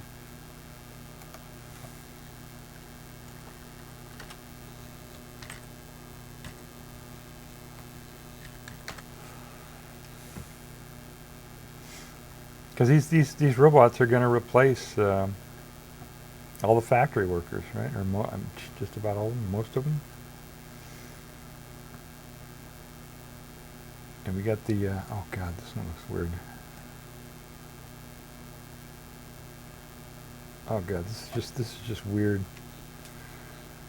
I'm going to show this one just because it looks so frickin' weird. Oh shit, this is 7 minutes. How am I going to screen this in 7 minutes? All right, let me.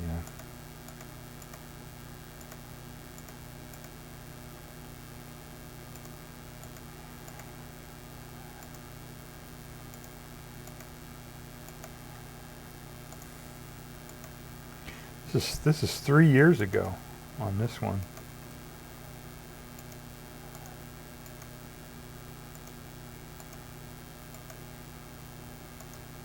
I have to just preview these videos a little bit just to make sure there's nothing, watching a video and all of a sudden they'll have a sex worker robot or something, that I can't put on Twitch or something. So I gotta kind of look over these videos before I put them up. All right, I think this is okay. All right.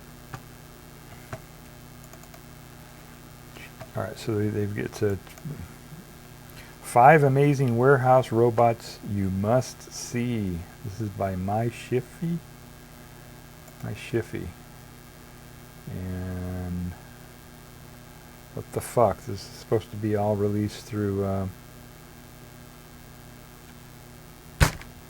Okay, I can't show you this one.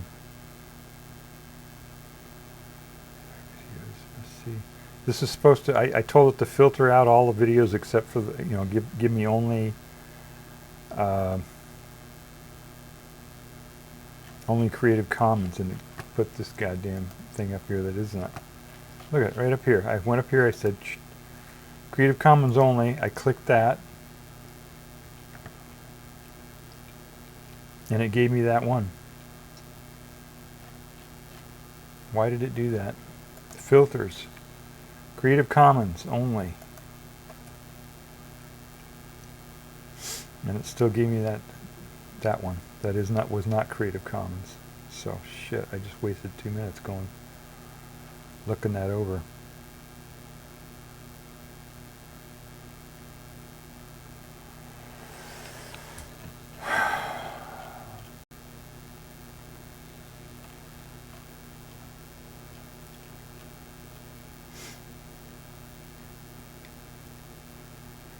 Automated warehouse robots. Well, that's kind of interesting. It's a minute. All right, let's look at that.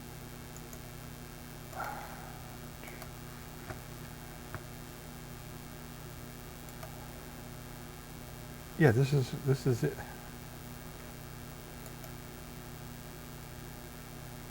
There it is, Creative Commons. Okay, I don't know how I ended up with that other one. This one says it's Creative Commons. All right, let's go through this and see if there's anything on here that might be an issue. I guess I should be doing this off off camera. Yeah, I don't see anything in there. I don't think. Oops, what's this here? No, that's okay. All right, this looks Twitch safe. All right, let's watch this.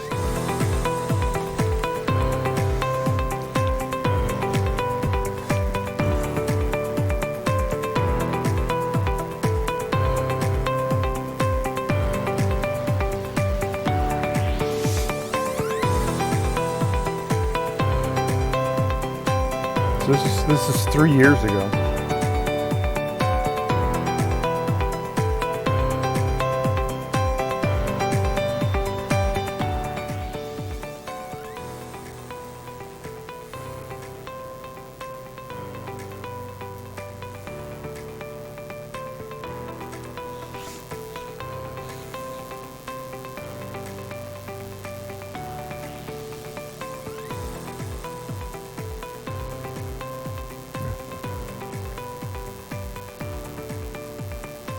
How will you take your business forward with digital innovation? Alright.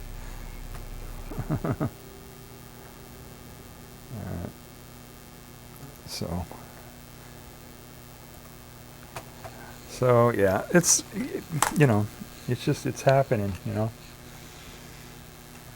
And I don't think people are, you know, have got it figured out yet. They're not thinking, you know, they're not prepared for this.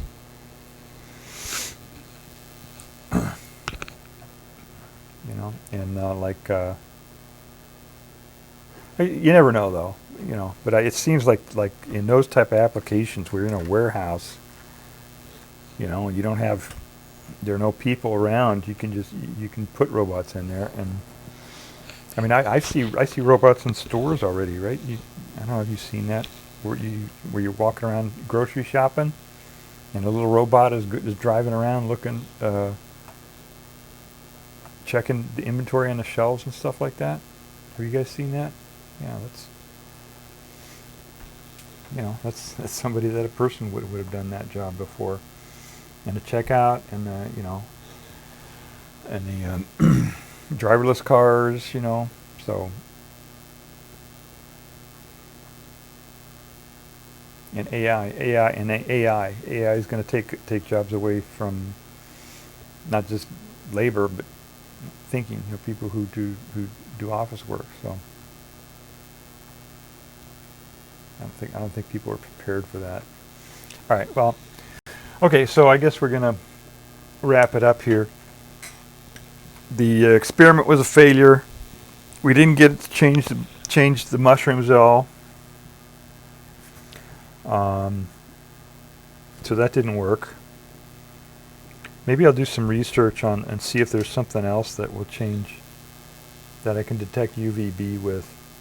UVA is pretty easy to detect. You know what there might be? There might be something that is luminescent to UVB that is not luminescent to UVA or UVC. That would be something. Maybe I can find a material or something that's like that. Because, you know, you take UVA and you shine it onto, you know, certain materials, like certain papers and certain surfaces and stuff like that. And it takes the electrons and brings them up to a higher energy, and then they fall back down and emit the light into the visible spectrum. You can do that with UVA, but I bet you could probably do that with UVB too. So there might be a material that only does that with UVB.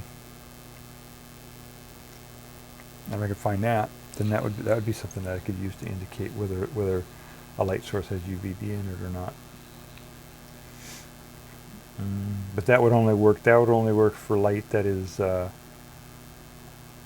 relatively dark in the visible spectrum. Because if you have a light has UVA only, and you shine it on something, then that it'll photoluminesce. You know, you've seen that, right? Black lights, right? That's what black lights do. But if you shine UVA light from a black light and then you turn on the regular room lights, then you can't see that effect very well. So that would only work with lights that are narrowly in the UVB spectrum and don't have a lot of visible light with them. And this light I have over here, you see that? That's got a whole bunch of visible light also, along with the UVB. So if I put something in there that's photoluminescence, it'll be hard to tell. So I don't know. I'll think about it some more. Maybe I'll do some searching around, stuff like that, to see how to find sources that are ways to determine whether something is UVB or a light source has UVB in it or not. I thought I got rid of this buzz here. We've got a little bit of hum, a little bit of noise, AC hum or something. And I thought I had gotten rid of that, but I noticed that it's still there. And I'm not sure where it's coming from.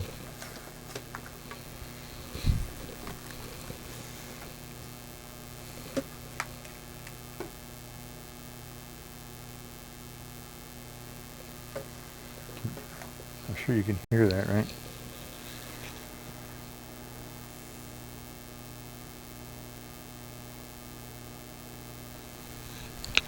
Try plugging this in somewhere else.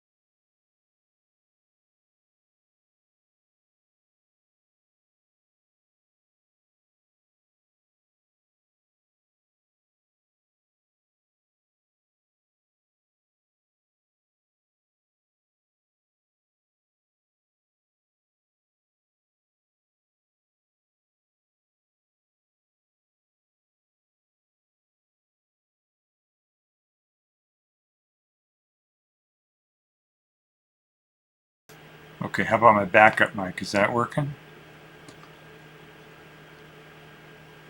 Okay, I got a backup mic, but all right, I guess I'll have to do that offline.